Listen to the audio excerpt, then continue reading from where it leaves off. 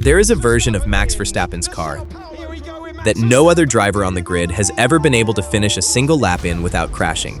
Not Ricciardo, not Perez, not Gasly. And by the end of this video, you'll understand why, and why it might be the single biggest reason he's being compared to Senna and Schumacher. Alex Albon called it eye-watering. Pierre Gasly said it made him slide too much on corner exits. Sergio Perez admitted he had to relearn how to drive a Formula One car from scratch.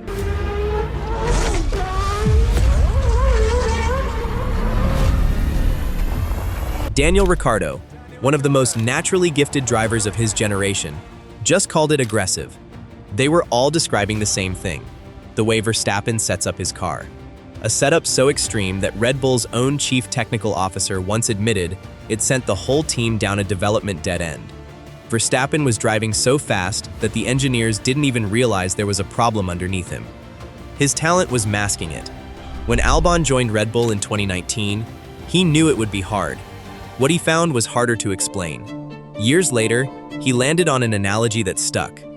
Imagine turning a computer mouse's sensitivity all the way up, so the slightest movement sends the cursor flying across the screen. That's the front end of Verstappen's car. Blow on the steering wheel, and it turns. Engineers call this a pointy front end. The car reacts to steering input almost instantly. For Verstappen, that's exactly how he wants it. For everyone else, it feels like the car is trying to punish them. And the front end is only half the story. Make the front that responsive, and the rear naturally becomes unstable.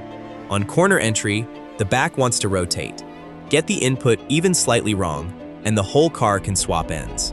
While every other driver tries to dial that instability out, Verstappen deliberately dials more of it in. Here's why. Inside Red Bull's wind tunnel, the theoretically fastest version of any F1 car has its aerodynamic center of pressure pushed as far forward as possible. Maximum downforce, minimum drag. On paper, it's the fastest setup you can build.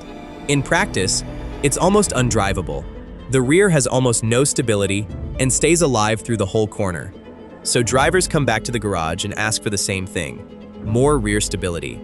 I can't commit to the corners like this. The engineers give it to them. The car becomes predictable, trustworthy, and slower. Every step toward stability is a step away from the car's theoretical ceiling. Every driver makes that trade, except Verstappen. Jensen Button put it simply. What Max is brilliant at is getting the best from a car which the wind tunnel says is the best.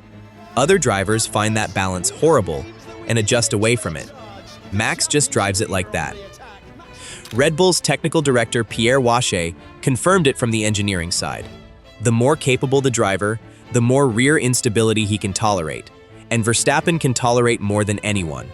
His own philosophy: understeer is slow. Now here's the strange part. You'd expect a driver who wants this much instability to look messy behind the wheel. Frantic corrections, wrestling the car. Verstappen's hands are some of the calmest on the grid. Analysts classify him as a smooth oversteer driver, compared to Charles Leclerc's aggressive oversteer style, visibly fighting his Ferrari through every corner.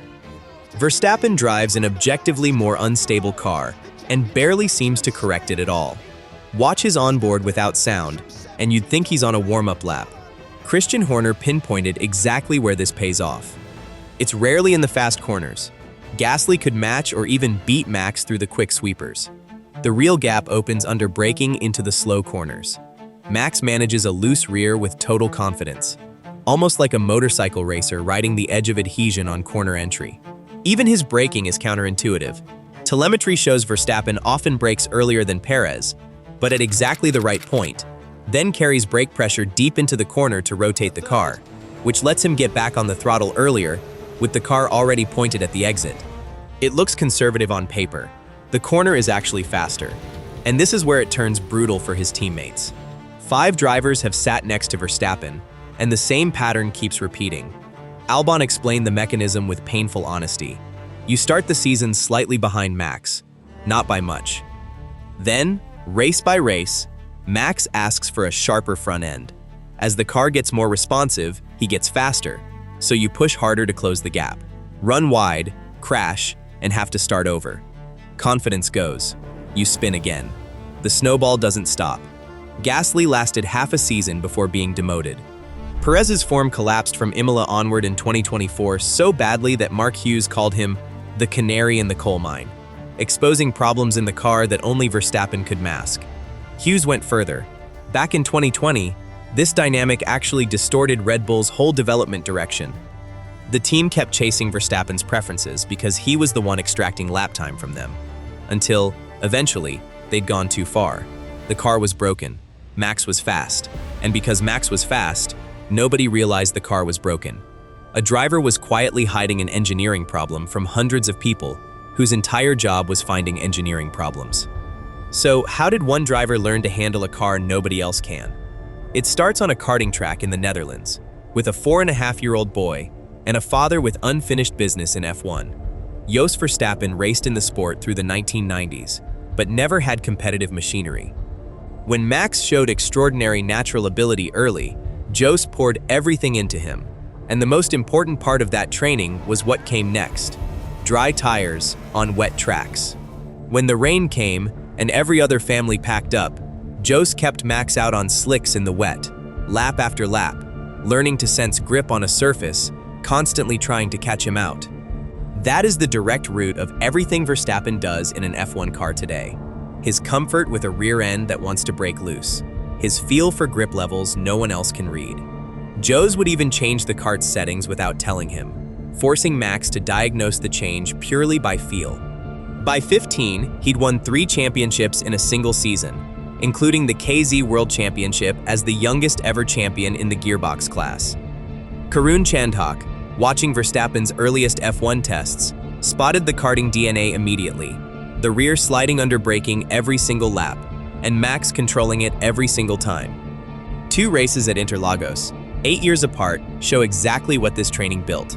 Brazil 2016, an 18-year-old Verstappen drops to 16th in a monsoon. In the barriers, because if he'd have kept on there, he let the brakes off just at the right time to keep it out. Then gains 13 places in 14 laps. What the cameras barely caught was him mapping the track, driving over painted lines, checking drainage channels, building a mental grip map almost nobody else bothered with. He used it to pass Rosberg around the outside of turn 3, then went inside Ricciardo at the downhill turn 11, a move demanding total trust in traction he'd already tested. A violent snap of oversteer near the pit entry produced an instant, clean correction. People compared it to Senna at Monaco 84 and Schumacher at Barcelona 96. Brazil 2024 may have topped it. 17th on the grid, Norris on pole, torrential rain, 6 places gained on lap 1. Telemetry showed Verstappen braking 43 meters later than Piastri into turn 1. After the red flag, he took the lead on lap 43 and built a 19.5-second gap over the next 26 laps, fastest lap after fastest lap. Palmer called it possibly the greatest race of his career, and the reason traces back to the same route: slick tires on a wet karting track, decades before anyone thought it mattered. So where does that leave him among the greats? Martin Brundle, who raced against both Senna and Schumacher, puts the template as Senna, Schumacher, Verstappen. Gerhard Berger puts him on Senna's level.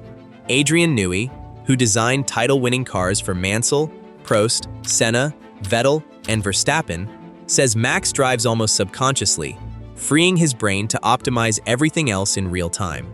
Lando Norris has called him simply the best driver F1 has ever seen. Verstappen's tolerance for rear instability lets him run a car closer to its true aerodynamic limit than anyone else. And it was built by a father who kept his son out on slick tires in the rain when everyone else went home. Senna had feel. Hamilton has unmatched consistency under pressure. Nobody has put the whole package together quite like this. 5 teammates have now found that out the hard way. If you don't want to be the only one who misses how the 6th one goes, you already know what to do before that video drops.